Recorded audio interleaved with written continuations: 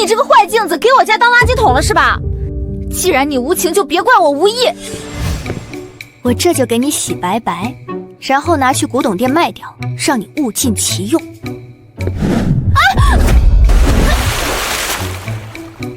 哎呦，疼死我了！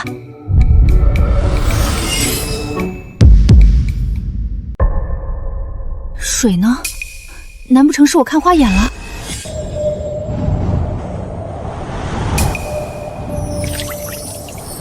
将军，您快看，这里突然多出一滩活水，天上没下雨，积雪也没融化，实在太奇怪了。都别动，先不要靠近。我们被围困整整3个月，城内滴水难求，如今无端出现异象，其中必定有问题。这面镜子到底是什么来头？怎么会这么古怪？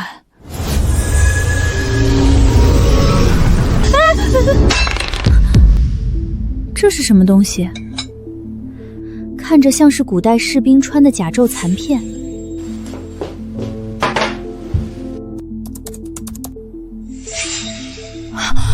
大圣王朝，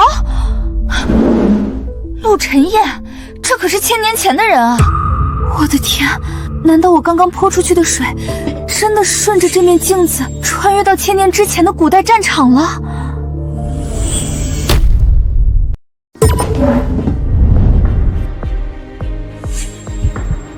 原来镜子对面真的有人存在，这下事情彻底不简单了。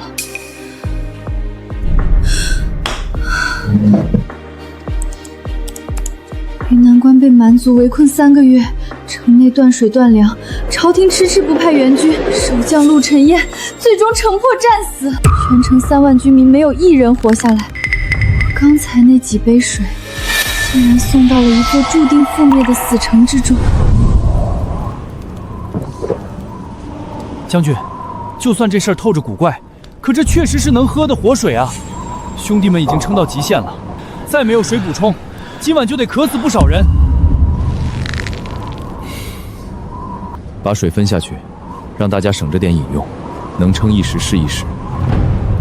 将军，您觉得这突如其来的清水，真的是天降神迹吗？这绝非寻常天象，凭空生水太过蹊跷，更像是有藏在暗处的人，特意出手救助我等将士。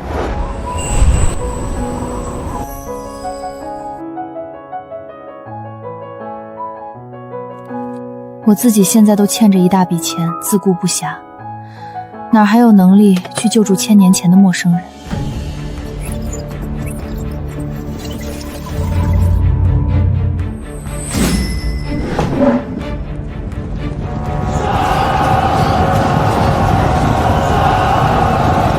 将军，大事不好！蛮族大军趁着夜色发起夜袭了！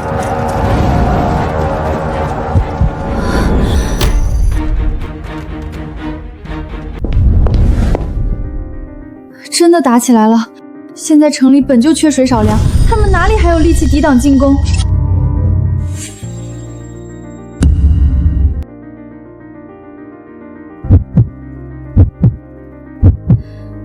钱财的事情暂且放到一边，先救人要紧，能帮一把是一把。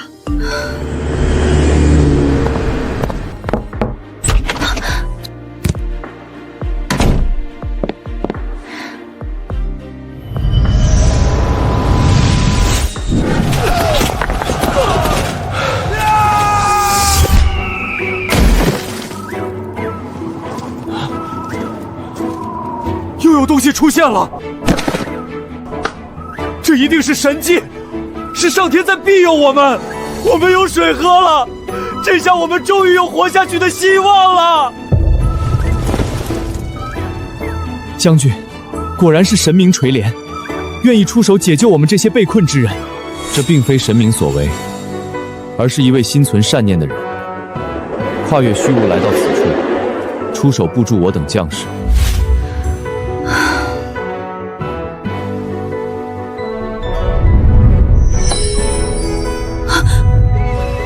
这是对方回赠我的东西，没想到他们还特意记着这份恩情。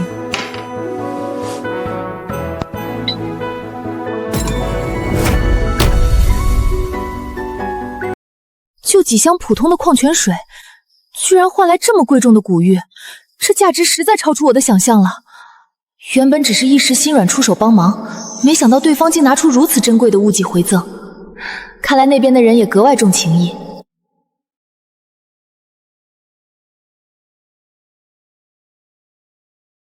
苏婉，我知道你就在屋里躲着，我把话撂这儿，明天就是最后期限，乖乖签字搬出去，不然我们直接上门强拆，到时候大家都不好看。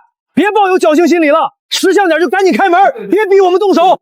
我们老板耐心有限，今天要是再不配合，我们可就直接破门而入了。这群人3番2次上门逼迁，根本不是单纯想要这块地，分明就是盯上了家里的古董。爷爷生前特意叮嘱过，这面镜子和老宅都绝不能落入外人手中，我绝对不会让他们得逞。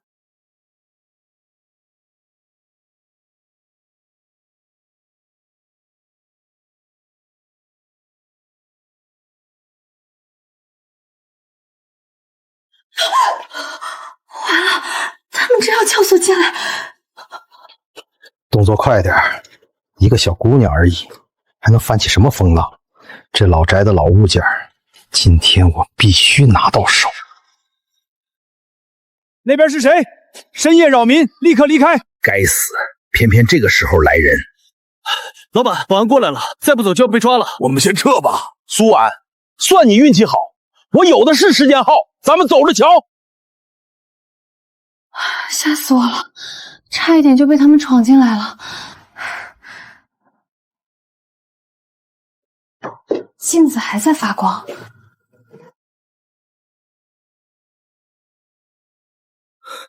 将军，多亏了那凭空出现的活水，兄弟们才能撑过这一波夜袭，不然今晚真的要全线溃败了。此番孝助恩情重如山河，我等绝不能白白受之。取纸笔来，我要亲笔写信，答谢那位暗中孝助的恩人。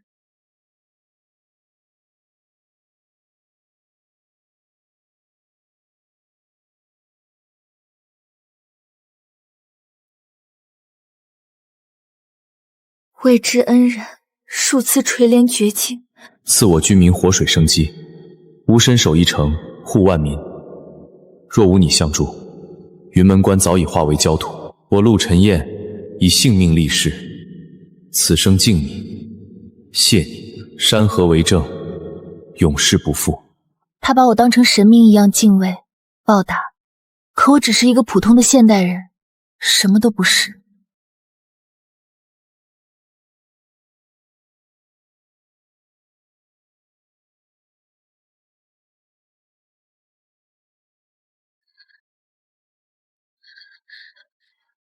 永安3年冬，大雪夜破城。陆晨燕力战殉国，全城3万军民无一生还。原来历史记载的破城之日，就是明天天亮。他明明拼尽全力死守城关，没有援军，没有补给，最后却落得个全军覆没的结局，也太惨了。将军，敌军攻城高台已经全部搭建完成，明日天亮就是总攻，我们根本挡不住这么多兵力。城内粮草彻底见底，伤兵无数，药品全无，就算士兵想拼命，也没有半点胜算。我辈军人生来守土护民，城在人在，城破人亡，本就是宿命。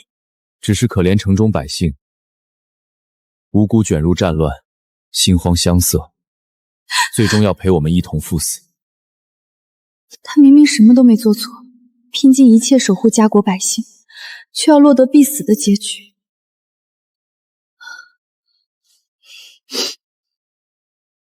我不管历史怎么写，你既然知道了结局，就不可能眼睁睁看着他和全城人去死。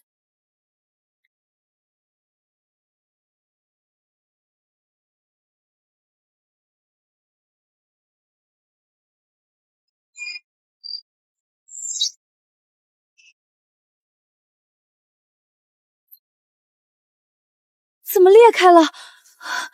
是不是传送的东西太多，镜子承受不住了？不会吧？难道时空通道要直接关闭？我再也联系不上他们了。恩人又赐物资了，我们有粮有药，这下真的能撑下去了。恩人倾囊相助，救我全城万民，此恩我陆晨燕此生必报。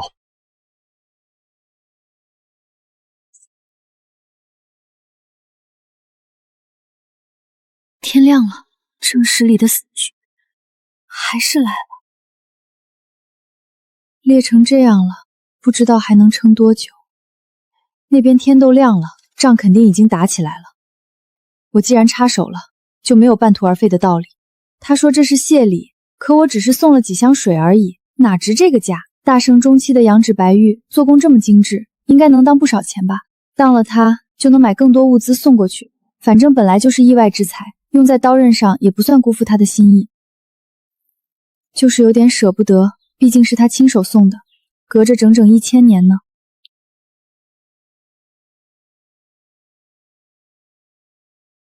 姑娘，这东西你从哪儿得来的？家里传下来的。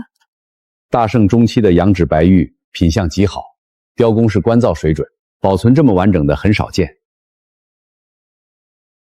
那大概值多少？保守估计800万到1000万，不过得走正规鉴定流程。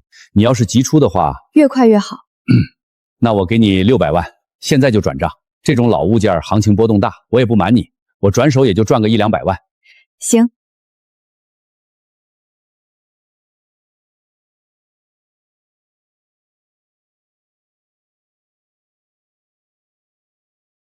粮食够吃一阵子了，药品也暂时够了。上次送的太急，连个清单都没列，这次得记清楚。随便你。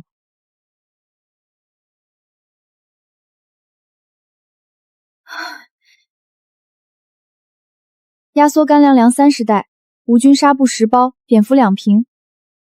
上次一股脑全塞过去，镜子直接就裂了。这次分批送，每次送一点，别把它撑坏了。先送吃的和药，衣服等会儿再送。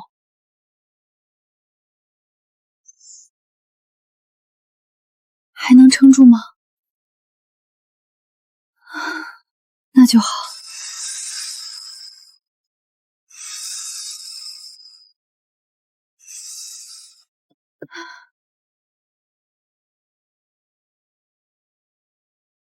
喂，月月。婉婉，你最近怎么老是不接电话？上次你让我查的云门关史料，我又找到一些新的。什么新的？正史记载陆晨燕城破战死，但我翻到一本民间杂记，里面的说法不太一样。怎么不一样？那本杂记说，城破之前，陆晨燕把将印交给亲卫带走，还安排了百姓走密道撤离，但因为密道路线太复杂，最后只有一小部分人逃出来。不过正史没采进这个说法。密道？云门关有密道？不确定是不是真的，杂技本来就半真半假。哎，你最近到底在忙什么？没什么，就是对这个历史人物有点感兴趣。一个1000年前的将军有什么好感兴趣的？你是不是又熬夜看小说了？差不多吧。将军，方才又凭空出现了一批粮草药资要在，数量比上次还多，兄弟们今晚能吃顿饱的了。他还在帮我们，恩人到底是谁？不管他是谁，这份恩情我们记下了。上次只写了封信，总觉得不够郑重。你去把我柜子里那个檀木盒子拿来。将军，那可是您家传的羊脂玉佩，救命之恩，一块玉算什么？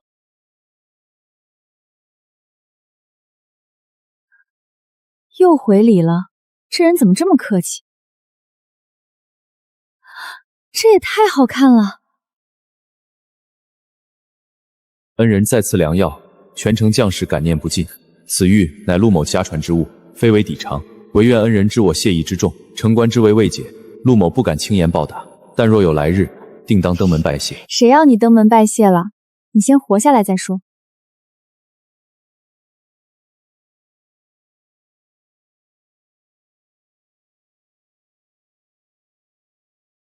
然密道年久失修，多处塌方，又逢大雪封山，逃亡者十不存一。不是他不撤，是撤不出去。密道塌了，大雪封山，就算出了城也是死路一条。将军，喝口热汤暖暖身子，这是用恩人送来的干粮熬的，兄弟们都说比肉还香。林远，你跟了我多少年了？回将军，末将16岁入您麾下，今年正好10个年头。10年了，我记得你是云城本地人，家里还有什么人？父母早亡，家中只剩一个妹妹，如今住在城西。如果有一条路能让百姓出城，将军是说城隍庙那条密道？你知道？末将从小在云城长大，小时候跟玩伴钻进去探过险，那密道大半都塌了，走不通。如果能修通呢？将军，您的意思是？密道出口在城隍庙枯井，出口在鹰蛇县东隅。只要能清出通道，百姓就能趁夜撤到山外。可城外全是蛮族的探子，就算出了密道也……所以需要有人留在城头，继续打，继续扛，拖住他们的眼睛。将军，您是要自己留下来？我带兵断后，2000人分成3班，轮番在城头擂鼓举火，让蛮族以为城内兵力充足，百姓趁夜从密道走，能走多少是多少。可这样的话，等百姓撤完，留下断后的人……我知道。末将愿与将军一同断后。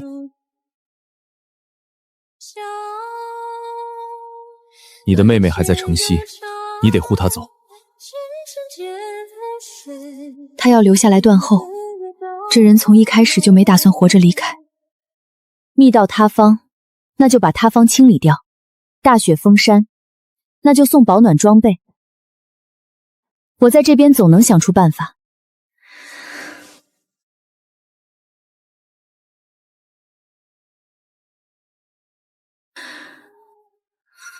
他负责守城断后，我就负责给他把退路挖出来。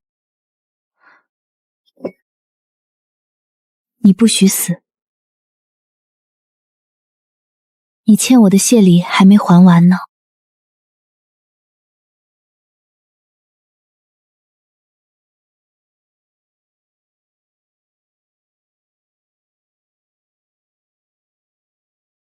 恩人，等这一仗打完，我定要当面问问你，你到底是谁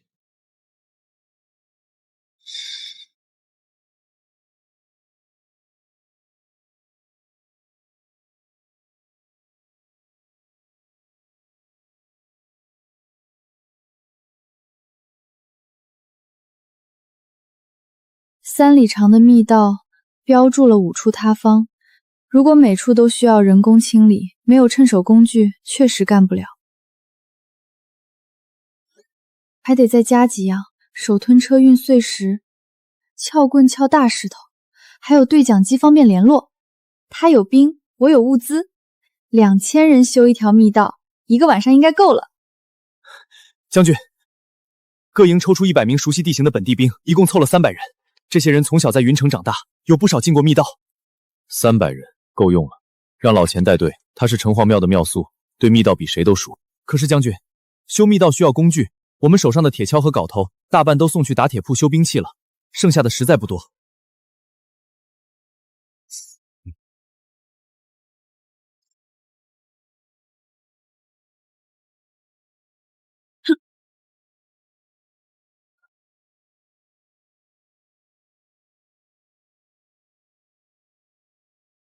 他听到了，快！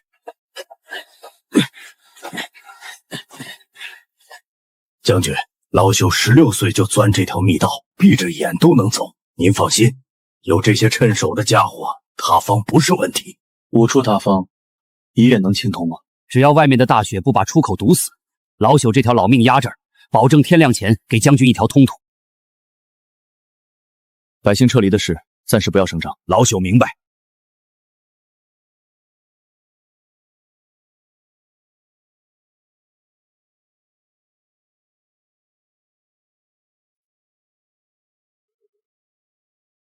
婉婉，我又查到一条关于陆晨燕的冷门资料，野史里说她最后失踪了，尸体没找到。你猜怎么着？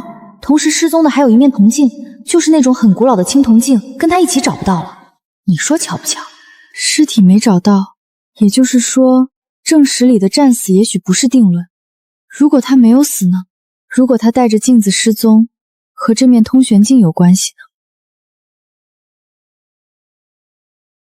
通玄镜非孤品，古书记载共铸2枚，一阴一阳，互为表里，作为可通未来。阳镜亦可通过往，双镜合一，方显真容。两枚镜子，两枚镜子，两枚镜子，一面通未来，一面通过去。如果我这面是通过去的阴镜，那另一面阳镜在哪儿？同时失踪的还有一面铜镜，难道陆晨燕手上也有一面？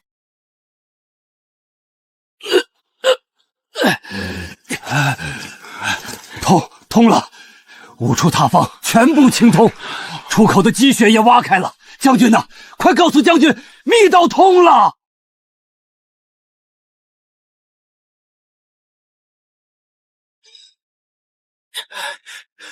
将军，密道通了，3里通道一处没塌，全程畅通。辛苦你了，老钱。老朽不敢居功，那位送工具的恩人才是真正的菩萨。没有那些头灯和铲子，别说1夜，3天也清不通。我知道。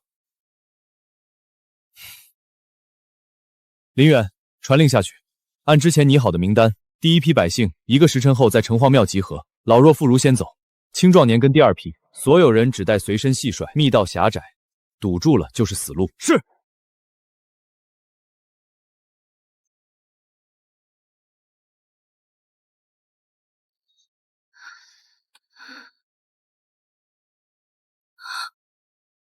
按地图从这儿挖，真的通了！一晚上就把3里密道修通了。他肯定1宿没睡，这人是不是不用睡觉的？我好像也没资格说他，我也1宿没睡。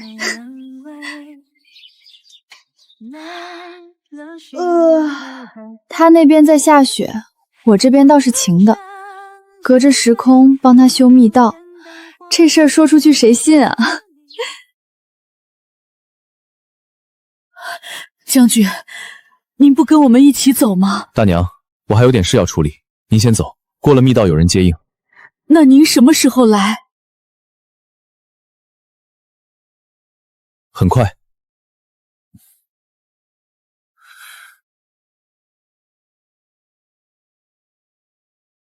将军叔叔，你快点来哦！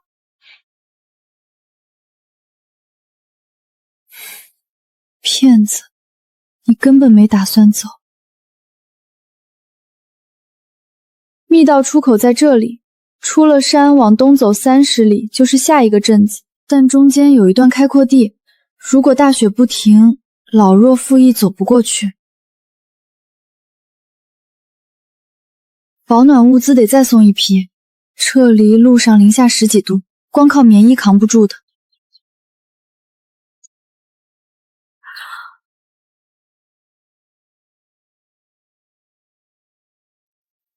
姑娘，上次是官造玉佩，这次是传家玉璧。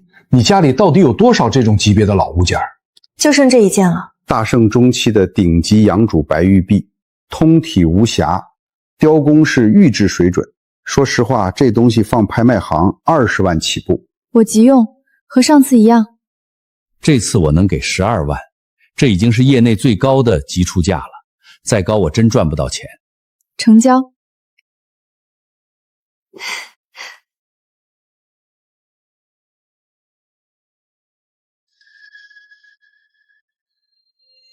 你怎么进来的？你阳台那扇窗户锁坏了，我的人帮你修了修。苏小姐，我这也是为你好。老房子年久失修，不安全。出去。拆迁令下来了，白纸黑字盖了章。我今天来就是给你最后一次机会，签字拿50万走人，不签，明天推土机开过来，你连50万都拿不到。赵总，我就问一个问题。你说，这老宅拆迁，你们到底要的是地，还是屋里的东西？都要，地是死的，东西是活的。你爷爷当年在古玩圈也是号人物，手里攒了不少好东西。这些老物件放在你手里就是浪费，不如交给我，我帮你找个好去处。说白了，你就是盯上了我家的东西。苏婉，你一个小姑娘，守着这堆老物件有什么用？换成钱不好吗？50万不够，60万，最后一口价。不卖。苏婉，我好声好气跟你商量，你别不识抬举。拆迁令已经批了，你签不签字，这房子都得拆。但你屋里的东西，签了合同就是我的，不签合同就是无主。你自己掂量。我们走。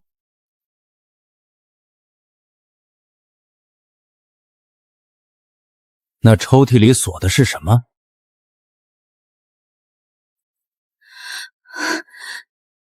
私人物品，不劳赵总费心。行，明天推土机来的时候，希望你还能这么硬气。是治安员吗？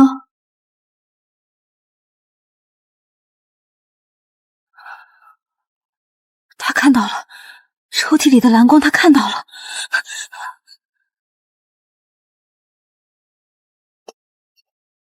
他知道你在这里，不是因为这栋老宅，是因为你。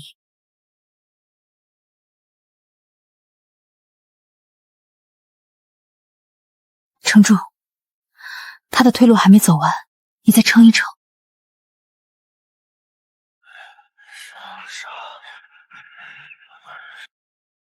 将军，第一批百姓已经过了密道，出口那边接应的人传回消息，风雪暂时停了，路上能走。好，第二批什么时候走？1个时辰后，都是青壮年，走得快，天黑前能全部撤离。走完以后呢？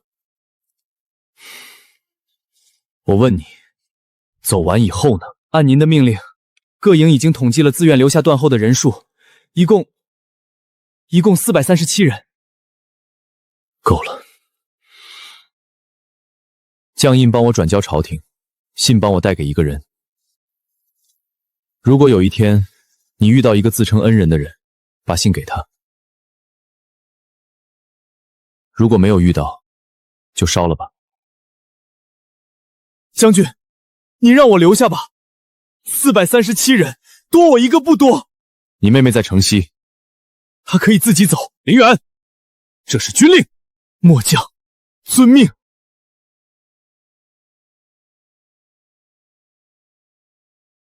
这就是最后一个了。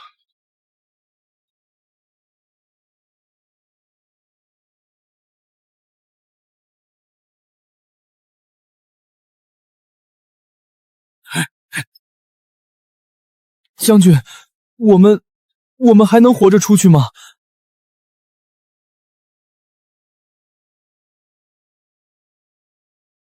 你叫什么名字？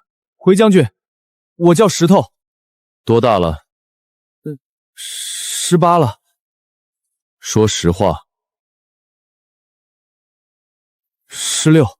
石头，记住，我们今天站在这里不是因为想死，是因为身后的人需要时间跑，他们多跑1里，活下来的希望就多1分。我们多扛1刻，他们跑得就更远。所以我们会失败吗？我不骗你，可能回不去了，但你死在这儿，比你活着逃跑更值得，因为你后面有3万条命。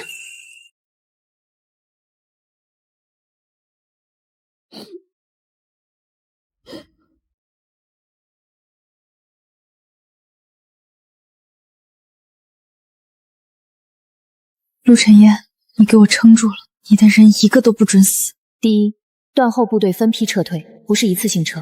第二，撤离时机选在深夜，利用暴风雪做掩护。第三，撤退前在城头布置疑兵，火把擂鼓全部保留，让蛮族以为城里还有人。但有一个问题，蛮族一旦发现城内空虚，骑兵追上去，轻装百姓跑不过。爷爷留下的那些配方里，有一种是燃烧弹。如果能堵住密道出口那段狭窄的山路，追兵就过不来了。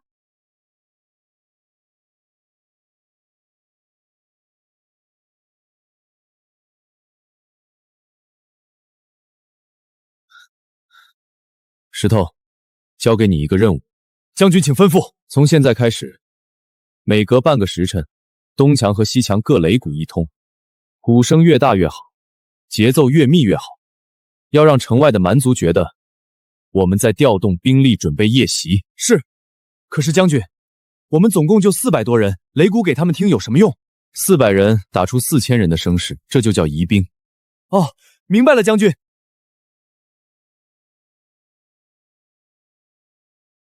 硝石、硫磺、油脂，再加一点这个。爷爷写的是白磷替代物，其实就是火柴头刮下来的粉。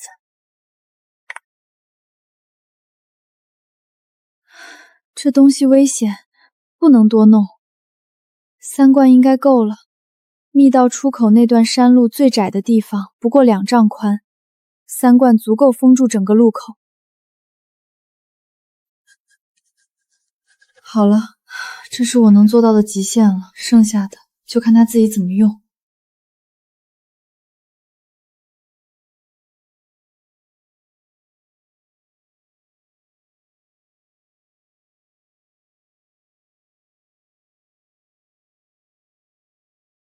你连退路都帮我算好了，工具、路线、堵追兵的东西，你什么都想到了。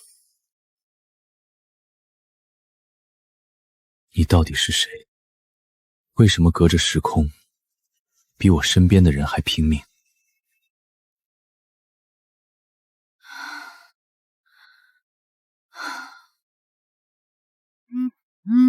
婉婉，我又查到一条关于陆晨燕的冷门资料。我在一个古籍数据库里找到了陆晨燕亲笔写的《云城守战记》残卷，但上面写了一件很重要的事。他说守城的时候有一位一直在帮他。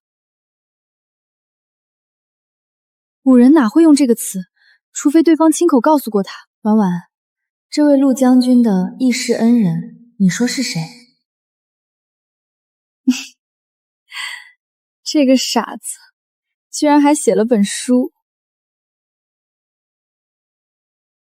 都听好了，今夜没有豪言壮语，只讲一件事。我给你们每个人都留了退路，密道出口有我布置的断后计策，蛮族追不上来，所以我要求你们活着，能打就打，该撤就撤。这不是逃跑，这是保存实力。将军，那您呢？我最后走。可是我说过的话不变，城在人在，你们全部撤出之前，我陆晨燕不会离开这座城头，这是我的承诺，也是我对那位一直在帮我们的人最后的交代。你要交代什么？你给我活下来才是最好的交代。蛮族要夜袭，他们发现不对劲了。陆晨燕，蛮族动了，你们快撤！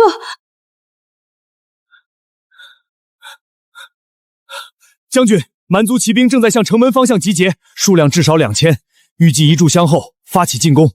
来得好，他们早该发现了。哼！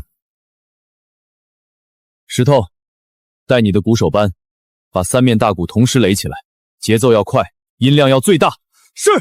其余人按照白天的布置，各就各位，东墙放箭，西墙投石，南墙点火，打足一炷香的时间。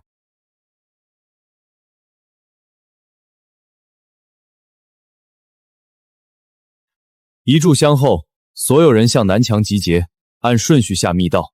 记住，不准恋战，不准回头，不准等我，这是军令。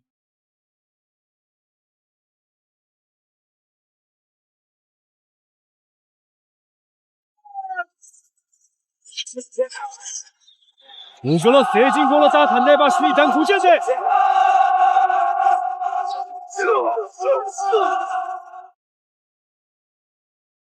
停止！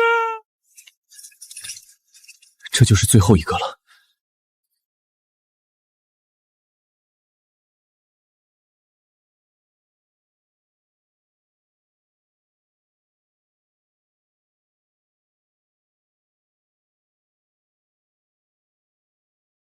将军，您先走。石头，您不走我也不走。您说过军令如山，那您自己也得遵守。您说了，所有人撤出之前我不会离开，那我是最后一个，您就是倒数第2个。现在我到了，该您了。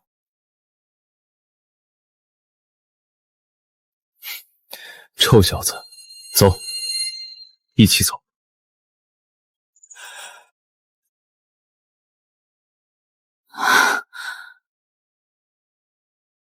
进去了，他真的进去了。这个骗子，明明说了不准等他，结果自己还是最后一个走。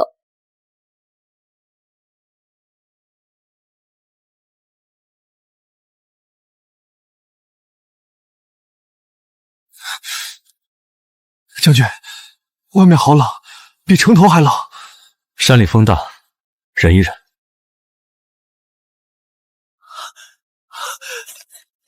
将军，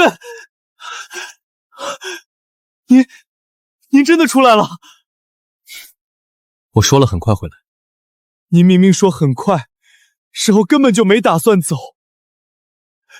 我后来才反应过来。现在不是说这个的时候。百姓情况怎么样？第一批老弱妇孺已经全部进了保暖帐篷，没有人冻伤。第二批青壮年在帮忙搭第三批帐篷。按您的吩咐，所有人只带了随身衣服和粮食，没有大件行李堵路，让所有人今晚休整。天一亮就出发。蛮族发现空城后，会沿密道追过来。我们只有1夜的时间拉开距离。是。出来了就好，400多人一个没少，3万多百姓全撤出来了。可是还没完，明天天一亮，蛮族会追上来，3万百姓走不快，被骑兵追上就全完了。往东30里是下一个镇子，但中间有一段山谷夹道，两侧是峭壁，积雪深厚。山谷夹道是最佳伏击点，但需要他们先到达那里。老钱，过了这个山谷，往东最近的有人的地方是哪里？是牛角镇，离这儿大概30里，但中间要穿一条鹰嘴谷，两边是峭壁，积雪最少齐腰深，青壮年走路都费劲，老人孩子怕是更难。如果让青壮年开路，老弱在中间走，那也得1整天才能到。最主要的问题是，鹰嘴谷里有2处地方特别窄，只能容1个人通过。3万人排队过去，光过那2个口子就得耗2个时辰。那蛮族的骑兵不用2个时辰就能追上来，那就在那2个窄口外面设伏。骑兵在雪地里也走不快，只要挡得住第一波，后面的就好办。用恩人给的那个燃烧弹吗？只剩1罐了，得用在刀刃上。燃烧弹快用完了，但我可以再做，材料上次还剩不少。鹰嘴谷2个窄口各需要1罐，再加上谷口的退路封堵，一共需要3罐，材料刚好够。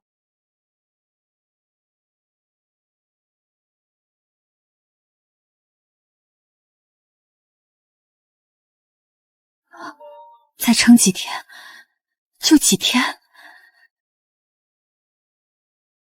将军，趁河来报，蛮族追兵已经出了密透口，距我们不到10里。多少人？骑兵500，步兵2000。他们发现是空城，气疯了。气疯了才好，气疯了就会犯错。鹰嘴谷那2个窄口，莫作已经安排弓弩手就位，等骑兵到了，先射马，再堵路。捉时还剩几罐？3罐，恩人夜里又送来的，正好3罐。他送过来的东西越来越危险，他自己知不知道？您说什么？没什么，走吧，去鹰嘴谷。他刚才是不是在嘀咕我？肯定是在嘀咕我。鹰嘴谷的地形我看过了，那2个窄口确实是天然的伏击点。问题是打完伏击之后，500骑兵好堵，2000步兵怎么办？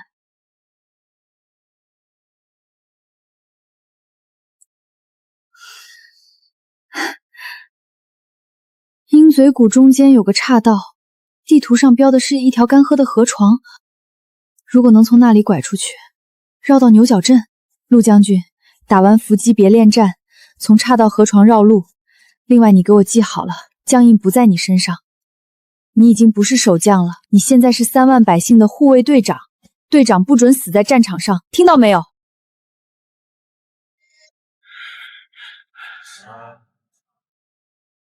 放尽血，再尽血。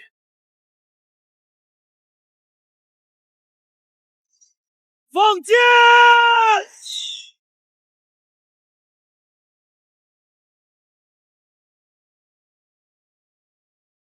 将军，燃烧弹可以出手了。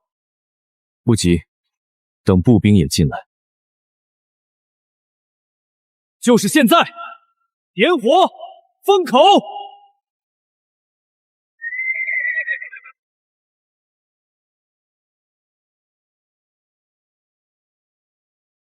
将军，我刚才射中了2个，不对，3个。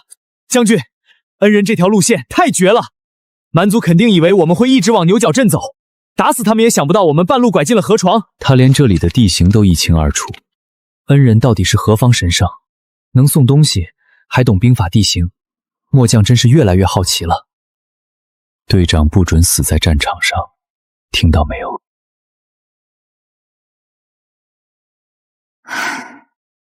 还好，他听话了。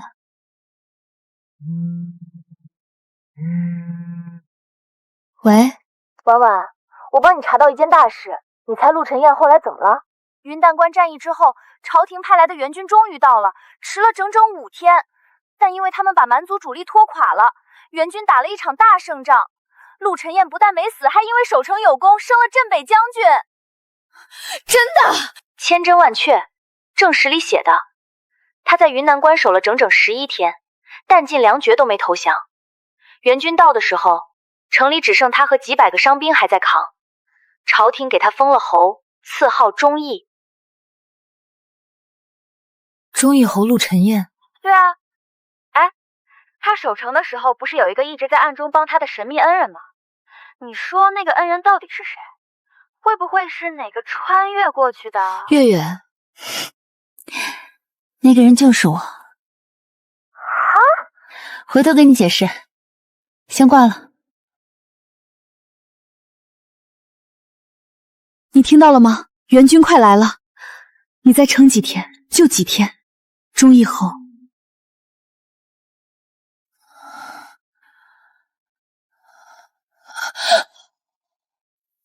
没事，低血糖而已，我去泡碗面。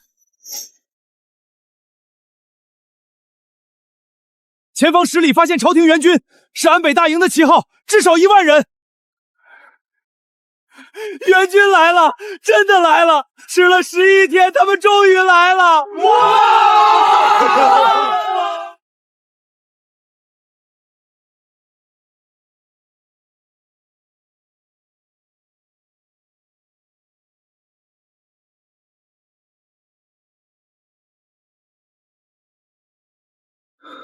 援军到了，3万百姓，437个断后的兄弟，全活下来了。这11天里，我一直在你到底是谁？为什么隔着不知道多远的距离，能为我做到这个地步？我想了很久，后来不想了。不管你是谁，不管你从哪里来，这辈子欠你的，下辈子还。这辈子欠你的，下辈子还。下辈子不够，就下下辈子。恩人，我要跟援军会合了。会合之后，恐怕不能再像现在这样，随时收到你的东西。你多保重，你多保重。谁要你还了？几箱水和几盒退烧药，至于欠到下辈子去吗？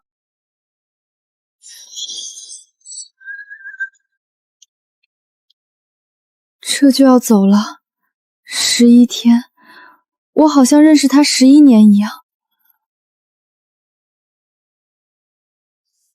陆晨燕，忠义侯，后会有期吧。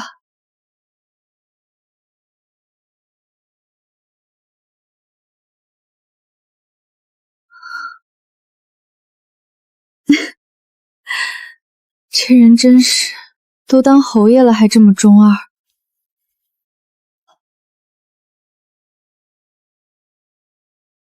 婉婉，我到你家门口了，开门。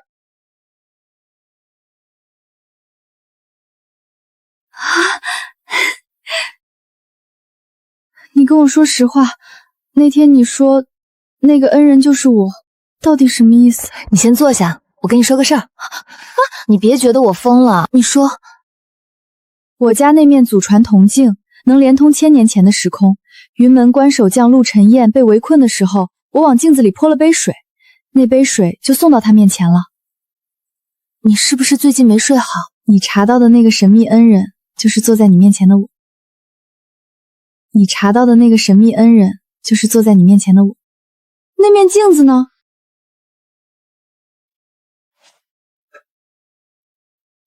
现在不通了，云渊关解围之后就不通了，该做的都做完了。他知道你长什么样吗？不知道。知道你的名字吗？也不知道，他只知道我是恩人。那你这不等于做了好事，连名字都没让人家知道？他知道有个人帮过他就行了。等等，陆晨燕后来被封了忠义侯，活到70多岁，史书上说他终身未娶，有野史说他一直在等一个人，等了一辈子。这个傻子！婉婉，你该不会……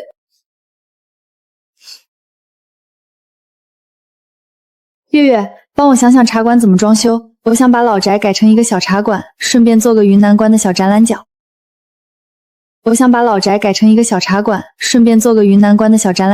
你等等，刚才那个话题还没说完呢。我去泡茶。苏安，你别转移话题。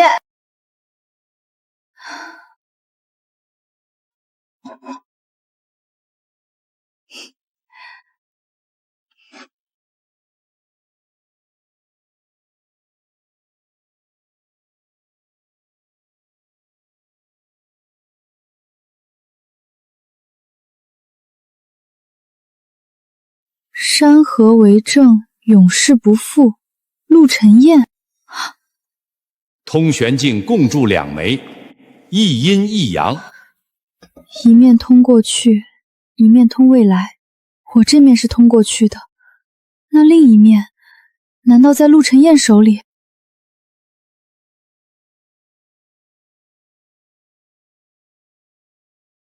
你说那盒子上刻着陆晨燕的字，到底怎么回事？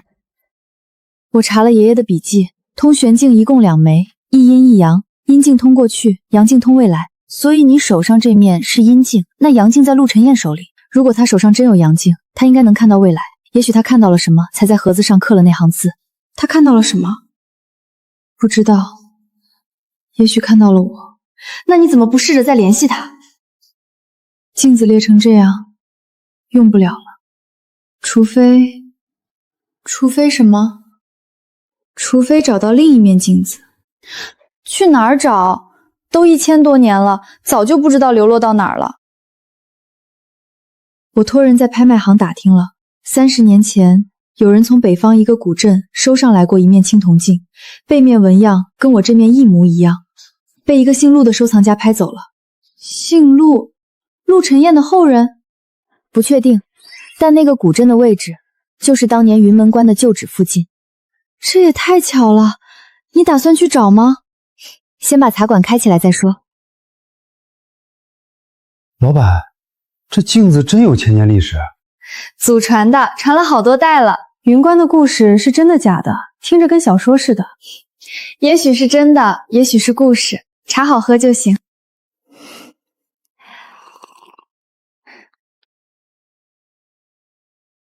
我在古籍网上搜到一个东西，陆晨燕晚年写了一本《云城守战历》，里面反复提到一个称呼镜中人。镜中人？他说守城时有一位镜中人暗中相助，但他始终未能当面致谢，这是他一生的遗憾。他不知道我的名字，只能这么叫我。他还写了件事，他说他在阳镜中看到过一个女子坐在一间明亮的屋子里，对着他说了很多话，他听不见声音，但能感觉到那个女子在笑。他看到的应该就是你吧？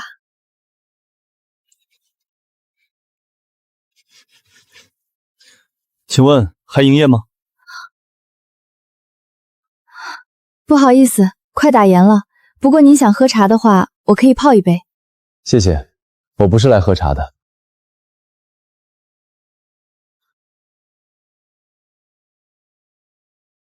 这面镜子是你家的？是我家的，请问您是？我叫陆景文。这面镜子我家里也有一面，和它几乎一模一样。您说什么？我祖上传下来一面青铜古镜，背墨纹样跟这面完全相同。我父亲临终前交代说，我们家这面镜子只是半套，还有半套在南方一户姓苏的人家手里，他让我一定要找到，说2镜合一才能了却祖上的遗愿。您祖上是谁？1000年前的镇北将军忠义侯，他终身未娶，我是他弟弟那一脉的后人。陆晨燕的弟弟。对，族谱上写的清清楚楚，先祖陆晨燕一生都在寻找一个人，到死都没找到。他留下的遗训传了一代又一代，若后世子孙寻得苏家后人，务必以礼相待，不可怠慢。他要找的那个人，就是我。您说什么？不是我，是我的祖先。苏家世世代代守着这面镜子，我们家传的笔记里也写了，先祖曾用这面镜子帮助过1000年前的一位将军守城。您家先祖要找的人，应该就是我家的先祖。1000年的寻找，到我们这一代，终于碰上了。您的那面镜子还在吗？在，我专程带过来的。杨静，亮了，这么多年从来没亮过。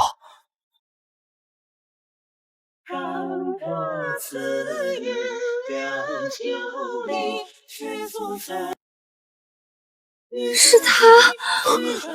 您看到了什么？没什么，就是觉得他们终于碰面了，挺好的。画面太短了，看不清楚，但那个身形应该就是他。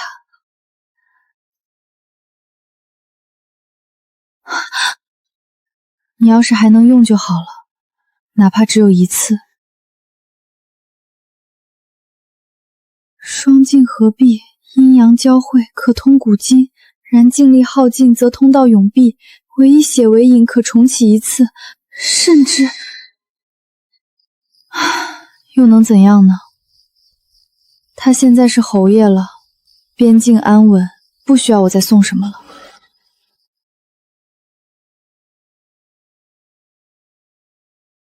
所以陆真燕的后人找上门来了，还带了另一面镜子。他说他们家找苏家后人找了1000年，这也太不可思议了！1000年的接力寻找，就为了完成一个承诺。陆晨燕留下的遗训，那2面镜子现在都在你手上。陆景文把杨镜也留给我了，他说既然2镜是一对，就应该放在一起，而且他们家已经不研究这些东西了，留着也是摆设。那你可以重启通道了，笔记上不是说以血为引可以再来一次吗？重启一次又怎样？他在那边好好的，我在这边也好好的，1000年前的故事已经结束了。可是月月，有些事儿放在心里就行了。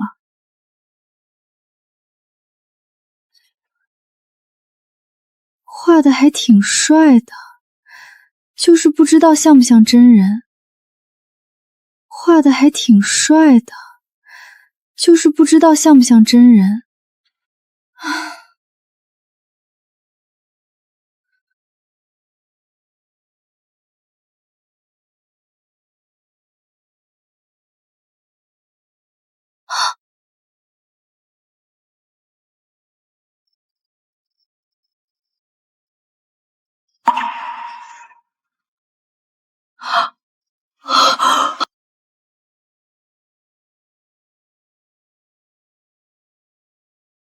你终于来了，陆晨燕。镜中人，我等了你40年。你老了。40年了，自然老了。你还是当年的样子。你还是当年的样子。我不是你见过的那个样子。当年我没有露过面，你怎么知道我？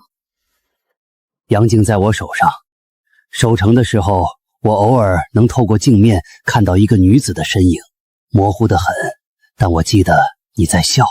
你那面镜子也是祖传的？是先父留下的。他说这面镜子和南方苏家的一面镜子是阴阳双镜，苏家后人若遇困境，可用阴镜向我求助。但云南关被围的时候，是我被苏家后人救了。因果倒转，说来惭愧。你后来找过我吗？找了一辈子。我派人去南方寻访苏姓人家，但1000年前山河阻隔，信息不通，始终没有找到。我只知道恩人姓苏，是苏家后人，其余一概不知。你怎么知道我姓苏？你怎么知道我姓苏？杨静告诉我的。每次你传送物品过来，镜面会浮现一个苏字，这是双镜之间的感应。所以你留给后世子孙的遗训，就是找苏家后人。我这一生没有遗憾的事，只有一件，没能当面跟你道一声谢。你现在到了。苏姑娘，云丹关3万将士与百姓承蒙大恩，没齿难忘。陆晨燕在此拜谢。你别这样，起来，一把年纪了，别鞠躬。你过得好吗？你过得好吗？挺好的，老宅保住了，现在改成茶馆了。我把你的故事讲给来喝茶的人听，大家都说你是英雄。真正的英雄是你，没有你那10几天的粮草和药品，我连3天都撑不过。我只是买了点东西送过去而已。你每一次传送都在消耗自己的寿命。你以为我不知道？杨静能看到你手臂上的青紫色，每次传送之后都会蔓延一截。我看着那些痕迹一天天往上涨，心里什么都不能做。你看得到？看得到。所以你为我折的寿，我都知道。值得的。不值得。我说值得就值得，这是我的事，你管不着。哈哈哈哈哈！40年了，你的脾气一点没变。精力快耗尽了，这一次通道维持不了太久。还有什么话，快说。我在杨镜里看到过茶馆，很好看。那是我自己设计的，墙上还挂着你的布防图。我知道，我都看到了。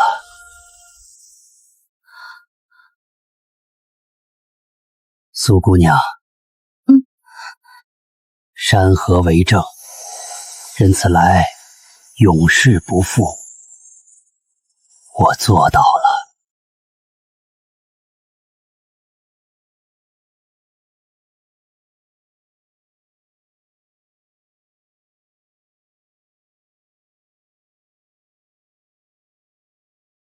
你做到了。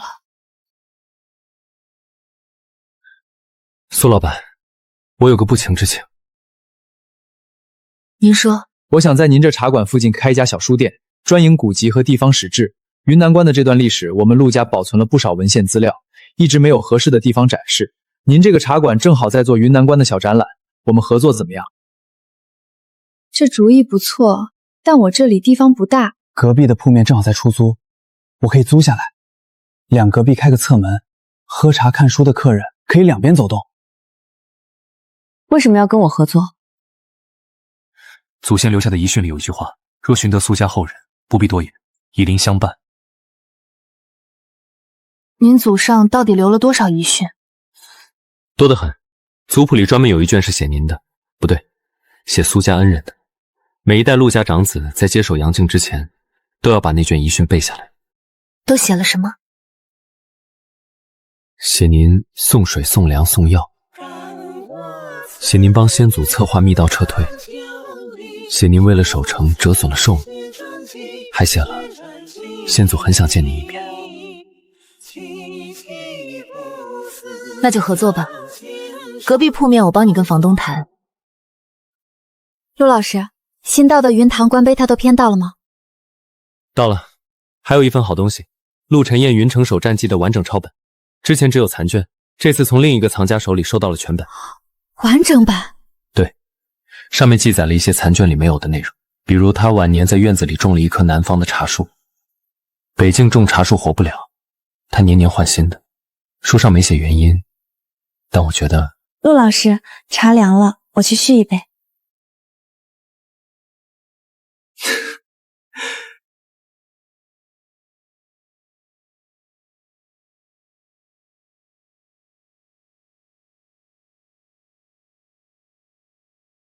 你为了帮我传送物资，把自己耗成这样，他那边杨靖也列得差不多了吧？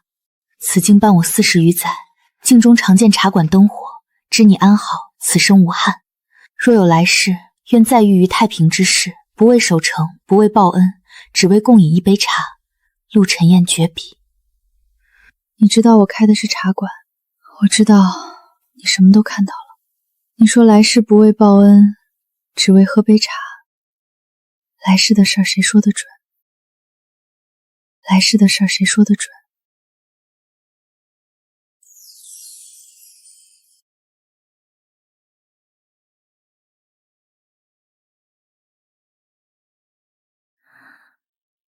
晚安。